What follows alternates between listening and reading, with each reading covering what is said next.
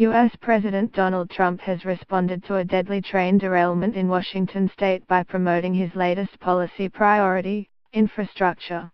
The train accident that just occurred in DuPont, Western Australia shows more than ever why our soon-to-be-submitted infrastructure plan must be approved quickly, Mr. Trump tweeted hours after the fatal crash. He also lamented the amount of money his country had spent building infrastructure in the Middle East, adding, $7 trillion spent in the Middle East while our roads, bridges, tunnels, railways, and more, crumble. Not for long.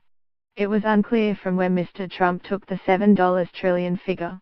The latest estimates from Harvard and Brown universities put the cost of American wars in Iraq, Afghanistan, Syria and Pakistan between $3 trillion and $6 trillion.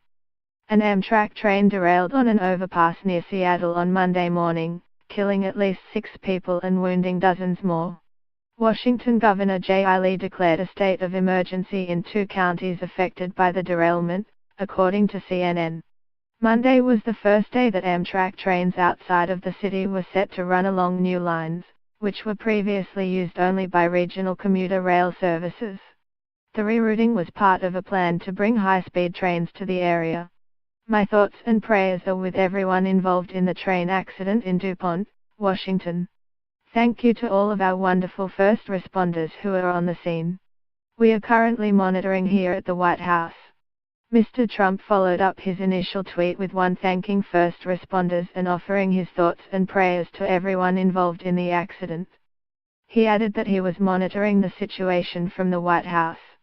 The president doubled down on these comments in a speech later that afternoon, offering his sympathies to the victims and adding that the derailment was all the more reason why we must start immediately fixing the infrastructure of the United States.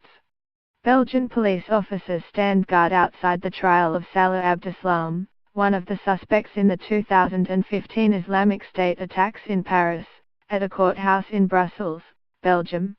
Reuters. Members of the International Space Station Expedition 54/55, Roscosmos cosmonaut Anton Shkaplerov, C., NASA astronaut Scott Tingle, R., and Orishiji Kae, L., of the Japan Aerospace Exploration Agency, JAXA, during the send-off ceremony after checking their spacesuits before the launch of the Soyuz Ms-07 spacecraft at the Baikal Cosmodrome, in Kazakhstan.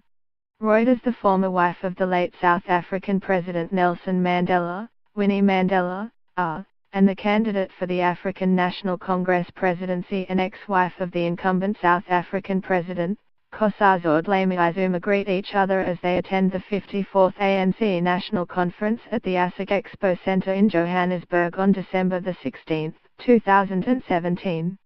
Thousands of delegates from South Africa's ANC party gathered on December 16, 2017 for a 5-day meeting to elect their new leader in a divisive race seen as a pivotal moment in the country's post-apartheid history. Hiwina will be well placed to be the next president, but the ANC has lost much popularity since Nelson Mandela led it to power in the euphoric 1994 election that marked the end of white minority rule.